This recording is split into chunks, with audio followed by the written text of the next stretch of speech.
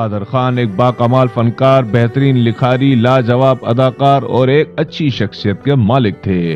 कादर खान फिल्मों में आने से पहले सिविल इंजीनियर थे और MH Saboo Siddik college of engineering Mumbai में बतौर उस्ताद खिदमत अंजाम दे रहे थे। कादर खान को पहली बार फिल्मों में मौका दिलीप कुमार ने दिया था। उनकी पहली लिखी हुई फिल्म जवानी दीवानी थी जो 1972 में रिलीज हुई।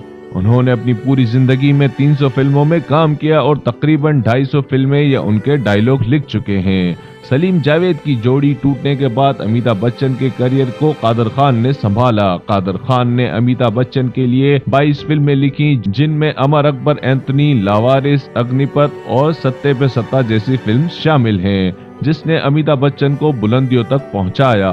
अमिताभ बच्चन के अलावा गोविंदा को भी सुपरस्टार बनाने में कादर खान का बहुत अहम किरदार है। उन्होंने गोविंदा के लिए जो फिल्में लिखी उसमें hero number 1, aunty number 1, coolie number 1 और अनाड़ी नंबर 1 बेहद मकबूल हुई। उनकी इतनी खिदमत के बावजूद उन्हें कभी पद्मावत अवार्ड से नहीं नवाजा गया। कादर खान जैसे आर्टिस्ट सदियों में पैदा होते हैं, एक ऐसा शख्स जो जमीन से उठता है और अपने हुनर के बल पर तारीख में अपना नाम सुनहरे हुर्फों से लिखवा कर अमर हो जाता है।